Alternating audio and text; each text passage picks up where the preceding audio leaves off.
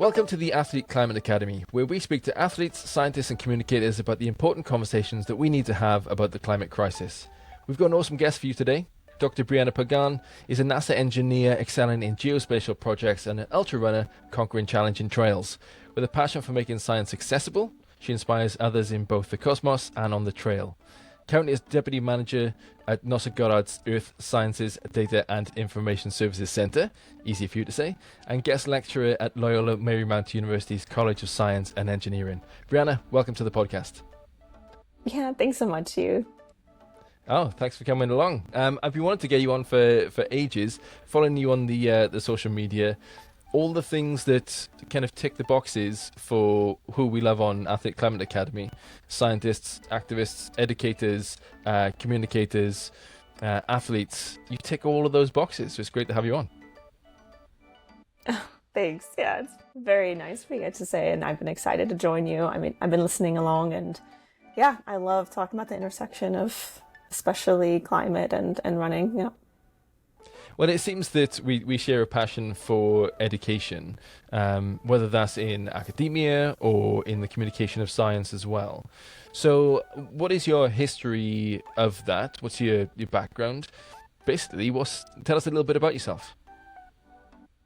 Yeah, happy to do that. So I originally studied environmental science in undergrad.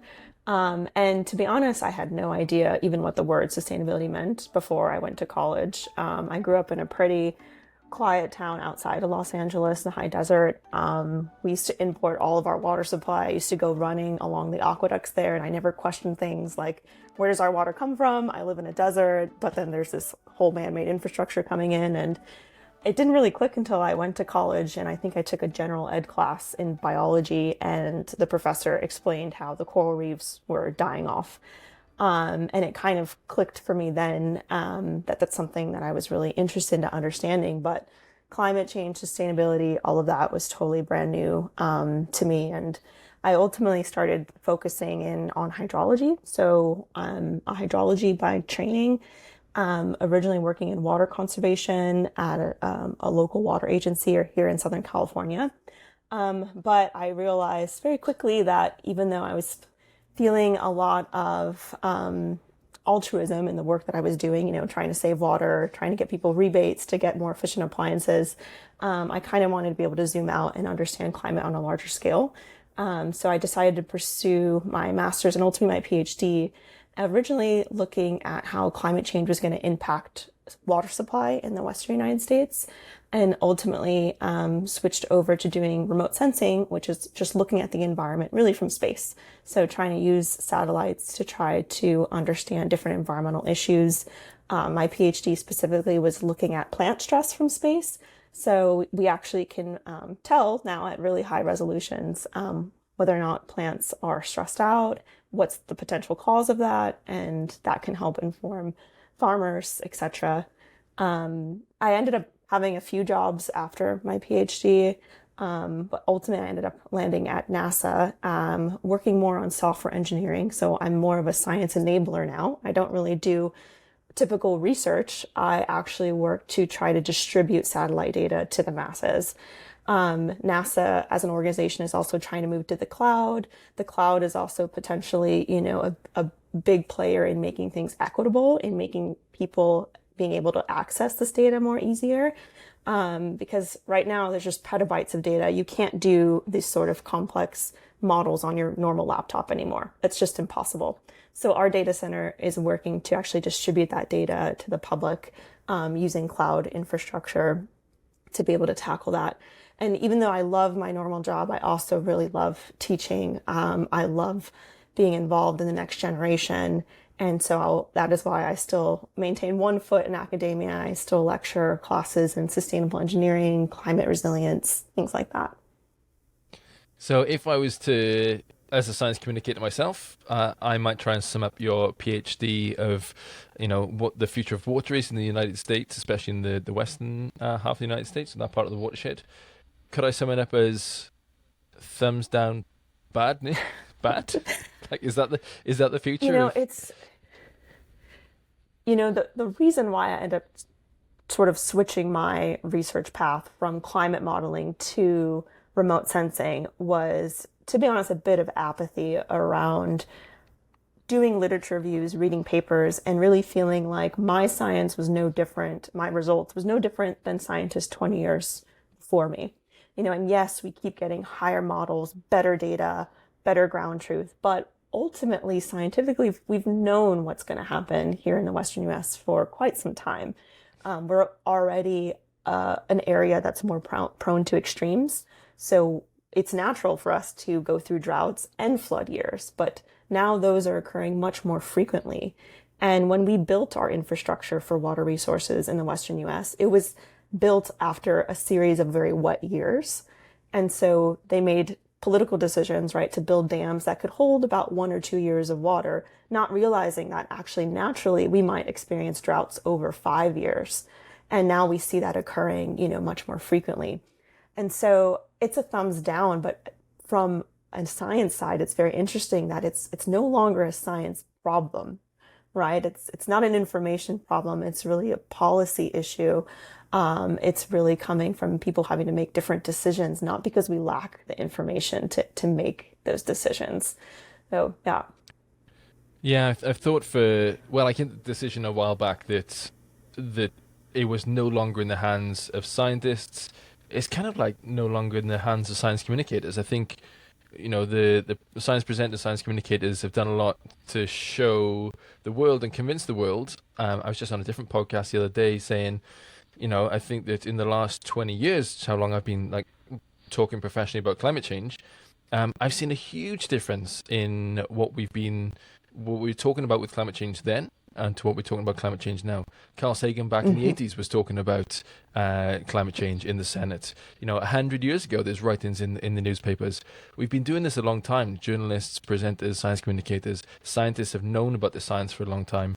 It is just a policy thing now, and we need politicians to stand up and make those changes.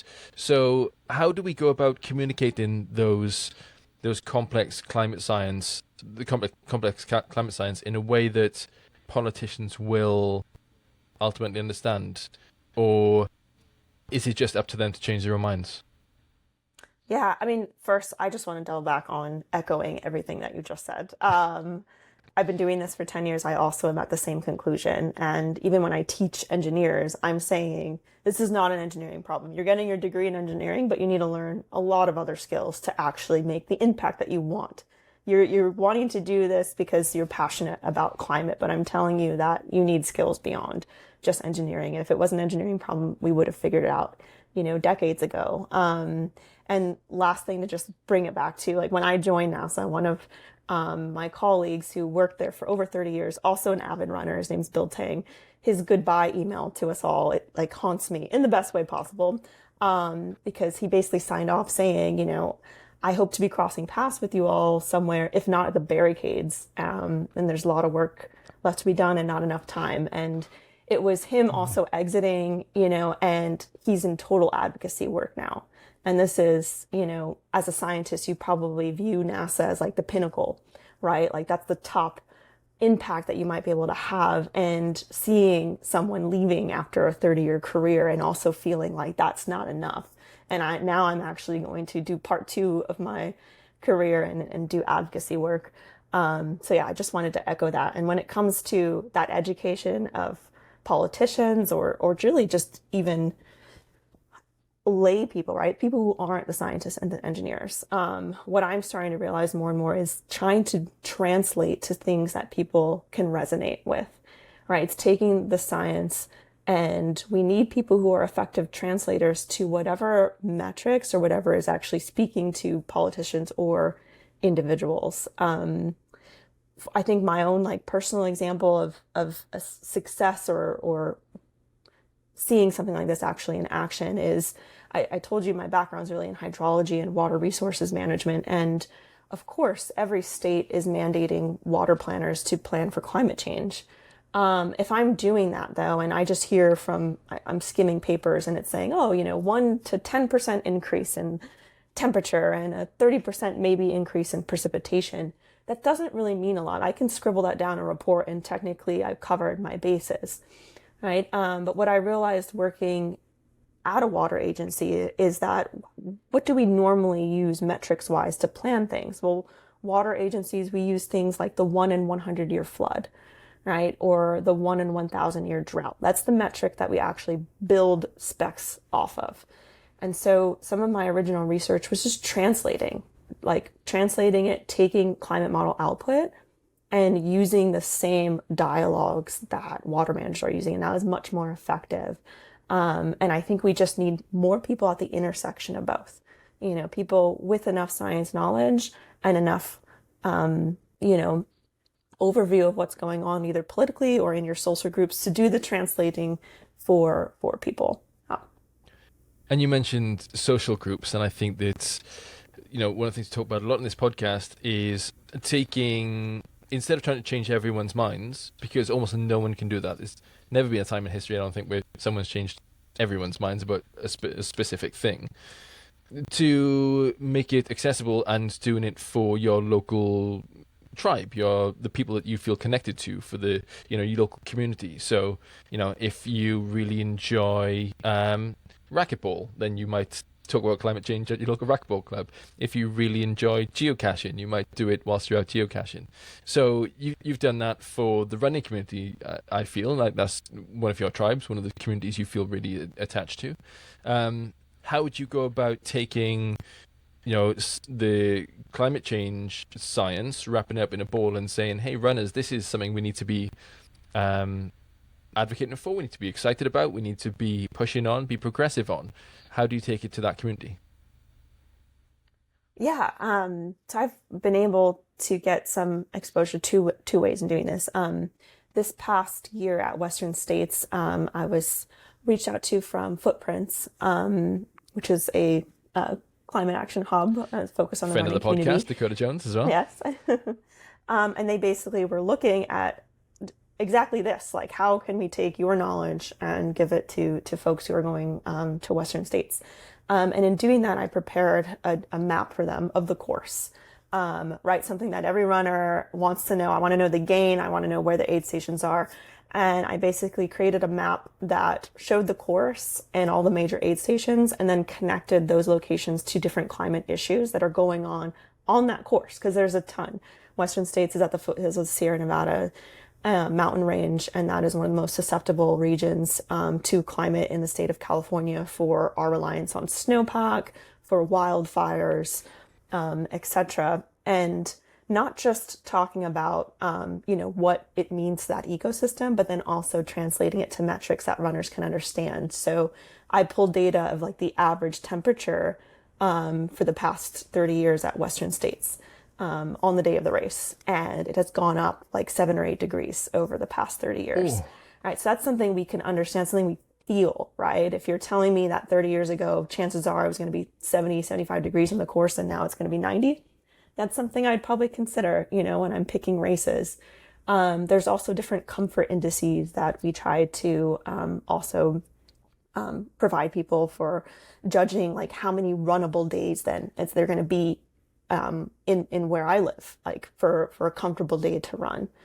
I've also had some experience actually with the ski industry doing this, and it was what inspired me to also pivot a bit to try to do this for running. And one of my first research projects was actually trying to look at climate change impacts on ski resorts in the US, but with metrics that mean something to people. So we looked at the number of days of the ski season with climate change projections. And we also looked at how many days we would have to rely on like artificial snow generation, and also the likelihood of your specific ski resort even being open during prime time, like between Christmas and New Year's.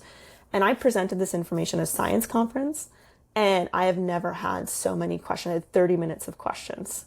And this was not like new science in the sense that it was climate model projections, pretty basic in that audience.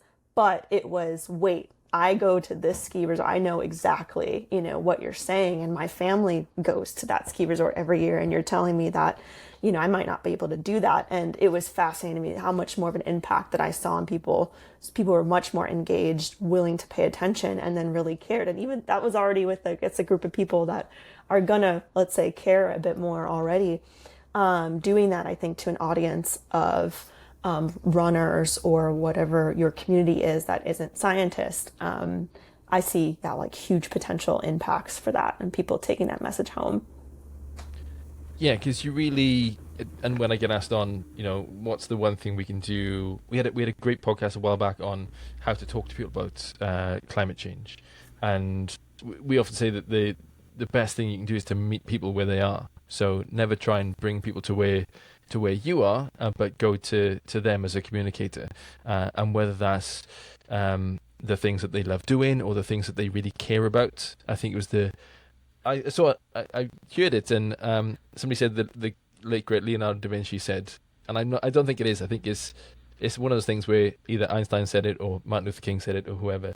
You can't care about something if you've never kind of experienced it or touched it or felt it, But yeah, meeting people where they are and talking to them about things that they experience every day or things they really, really care about.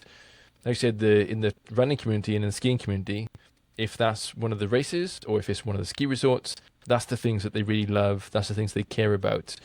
And it's not their fault that they don't engage with it on like a geospatial level or like an atmospheric level or, over the last, looking at the last 800,000 years, it needs to be where they are so that they can care about it. And I suppose there's loads of examples of people only caring about things when they actively have skin in the game, as they would say.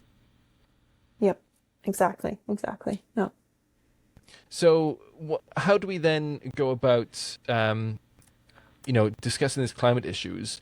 Is there a particular climate issue that you find that you talk to people a lot about that is particularly pressing at the moment that you think is one of the things we should be talking about more? Yeah, that's a great Is it question, and I'm water? a bit biased. I'm a bit biased, actually. It's not, let's say, the climate variable in question, water, heat. What I'm really focused on lately are reflecting that I don't think there's as much research or advocacy going on is really this idea of what is it to be climate resilient, and resiliency in general, resiliency in planning and anticipating the impacts. Because unfortunately, there's a part of me that I was resistant also to ever talk about it because it feels a little bit like you're giving up, right? Of like, oh, we lost and now there's climate change impacts and what can we do? But I've now sort of scoped that in my own head of, look, there are consequences right now, to what we've done. And they're also falling, disproportionately on certain communities. And we're not doing a great job of actually addressing the root causes of climate change. Like, yes, floods have been happening at incredible levels this past year, especially, right? And scientifically, we're working on figuring out exactly why that is. But I'm more interested in the root cause of why was that community more impacted or displaced, right? And it's beyond just the climate impact itself. It's not just the flood. It's that a community is likely, facing some other social injustice for them being located there, not being able to actually do like manage retreat, things like this to save themselves, from the impacts of climate change. And so to me, it's like the pressing issue here is getting people to start like flexing a new muscle. And I think athletes will understand this, right? And the new muscle is understanding like this happens, what's the root cause? And those root causes are going to more likely be colonialism, capitalism, on top of whatever weather event, that we're talking about. And that's not a muscle that even climate scientists are used to flexing. Like I did grad school, I studied this for 12 years. No one ever presented those things to me, right? We're just really focused on understanding all the math and the atmosphere, but ultimately, who is that affecting, right? What does that actually mean for people? So yeah, I would say, yes, water crisis, yes, things like drought. It really depends on your location, but ultimately resilience and what does that actually mean to form a resilient community? Yeah. Yeah, there's a little bit of resistance to learning from our past, I think, especially when it comes to things that we don't really like. And, empires and colonialism is a thing that people don't like to talk about because quite often there's guilt and there's shame and there's everything to go along with it. But there's a big discussion in the UK at the moment about should the English Empire for what it's done in the Caribbean in the past pay reparations for those things.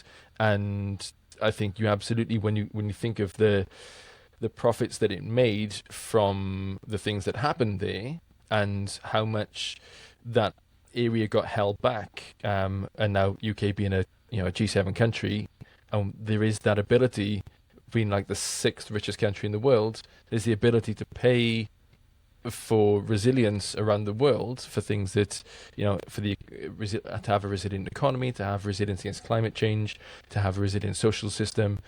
All these things are things that are really uncomfortable to talk about. And I wonder if, wrapping both the science with the social and with the history all together makes climate a more difficult thing for us to deal with, because it's not just a science or engineering issue.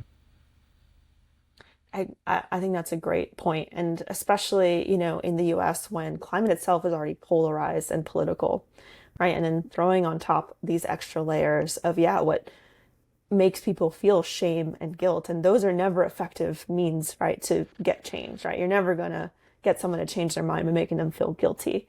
But also trying to find the balance of accountability, that's difficult. That's where it's so much of this is interconnected, right? Like I no longer see climate and running as being totally two different things, right? I'm like, oh no, actually there's a ton of overlap here, in what kind of, just feels like a hobby, but you see an industry coming out of it. And then you see kind of the same errors that we made potentially for other aspects of society now coming up in, what's supposed to be this nice community that's probably already more inclined to liking the environment because we're outside and we're running. But you see the same like social, fallacies, that errors that we've made historically, but now playing out in a different arena. And that's what worries me, right? Is that we haven't learned, forget on these like mega scales, but then also when we're like focusing in on something so niche like ultra running, I see echoes of still, the capitalism, and it's like, no, we want to preserve that. Let's do this right? We have the chance to envision a different type of way of existing. And yeah. So in your opinion then, what role can the running community play in like fostering both climate awareness and stability? We with this podcast and with our workshops and everything that Killian and I do, and with our wonderful guests that we have on like yourself, we try and promote education in the running community and in outdoor sports in generally the outdoor community, because like you say, I think they are predisposed to care a little bit more. The outdoors is our quote unquote playground, and we see it changing. I was going to say for better or worse, but mostly for worse. So what role can running and the outdoor community start to play in that climate awareness? Is it speaking out when they're quite famous, like role models? Is it taking part in local running events and talking about it places like that? Or is it a bit of both? Yeah, that's a great question. And I mean, you're touching on two solutions. I see other like pieces of this to add, right? And one of those, touching on what we just were talking about with not wanting to shame or guilt people, right? Those are not effective means to get change. I do think trying to get just society used to having more uncomfortable conversations is like how we can start fostering that, right? And I do think we have interesting platforms and potential here in running communities to start things like that, of having the conversation of like the land that you're running on, like who ancestrally was there, like who is actually, what is the history and the story of this land? What does the land have actually gone through or experienced? And it's beyond just, a land acknowledgement or, saying a nice like reference at opening a race. I see that. That's a good start. But like, what about providing information, advocating for, the native peoples of the lands to participate in some way. When it comes to, races that require you to volunteer, like making sure that maybe the effort is going back to the actual land that the race is happening on. That and definitely this focus on local, and focusing your big runs or your big races, and trying to be more conscientious maybe of where they're actually located. And I do, understand and empathize for professional athletes that can be different, right? That's their income. They're probably going to have to travel to be able to do that. But for people like me, where it's a hobby, it's a passion. I have the privilege to choose in my hobby where I run. I also have incredible privilege that I do live in, a beautiful area that, maybe somebody else in a different part of the world asking them to run locally, they don't have as equal access to the two natures. So that's also not fair, right? There's no black and white sort of answers to this sort of questions, but ultimately I think, especially in ultra running, it's such a privileged sport. It's a privilege that I've only been able to have the past 2 years because it just takes so much time, right? And is still very monetarily can be expensive, but most importantly is time. Most people don't get to run around 10 or 20 hours a week, right? Most people are just trying to make ends meet. So for the people who have that privilege of already spending that much time, outside, then really reflecting on how can I limit my environmental footprint in the hobby that I'm doing. And it's not just, where we're physically traveling to races. It's also maybe fostering, a community. Like, how do we get more people to access the outdoors, to be able to experience what you're able to experience. And then we also see things coming from, brands like New Normal, and how do we make a more sustainable shoe? Ultra running, and the miles I put on my shoe, I'm going through, one pair of shoes every 2 months. Doesn't feel good either, so it's going to take all of that, right? But I do think that it's a really interesting intersection for this hobby. Absolutely. So looking ahead then into the future, what are some of your aspirations, goals for furthering climate advocacy, both within and suppose beyond the running community, as goals and aspirations for the future?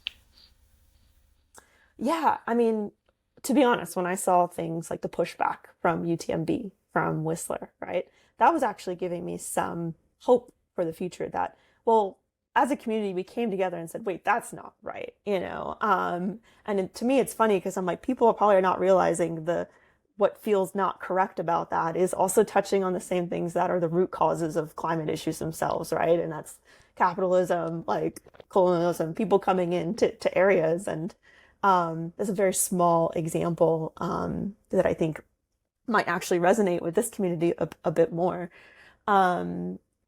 But aspirations that I see for the community, I mean, one thing that I ask everybody to do, and I do this for myself, again, new muscle that I'm flexing, is when I'm presented with a solution, right, I try to ask myself, is this based in domination, in ego, in growth, right? And if it is, that's not a real solution, right?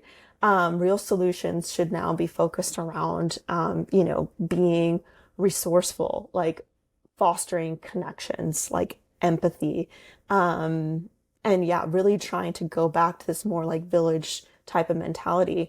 And I see that. I saw that in the response to things like what had happened with UTMB, this now push for local races, right? Support your local races. Absolutely. But you also should be doing that across the board, find out how do I support my local food communes? Where's my food coming from? How do I invest in my local communities? There's a lot of pushes, for collaborative, solar energy farms, communities coming together and purchasing pieces of land to co-own energy, because that's the solution, right? We know the issue is coming from uncapped growth, right? That is why we're in the situation that we're in now. And there's inflation across the board. And I get even worried when I hear the inflation of, everyone used to get their bachelor's degree, now everyone gets their master's, and now everyone feels like they need a PhD. That's wrong, right? That's wrong thinking. I even see this in running world, right? It's at one point everyone was running 50 milers, 100 miler was a lot, but now all my friends run 100 milers. And so some people now run 200 miles. This is the same logic though, of just inflation. And it's no, how do we cut back?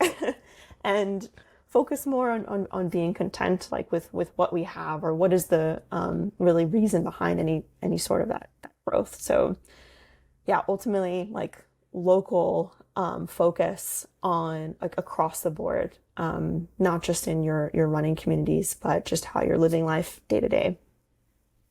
Yeah, I think it's such a great point to end on. The descaling in general, microgeneration of everything. It's almost as if we got it wrong, and we need to start to dial it back a little bit. But that's a difficult thing to do, and we're not going to do that in this podcast. But as a good aspiration for the future. Dr. Brianna Pagán is currently Deputy Manager at NASA Goddard Earth Sciences Data and Information Services Center and guest lecturer at Loyola Marymount University's College of Science and Engineering. Brianna, thank you so much for being on the Athlete Climate Academy. Thanks so much, you. Great talking to you.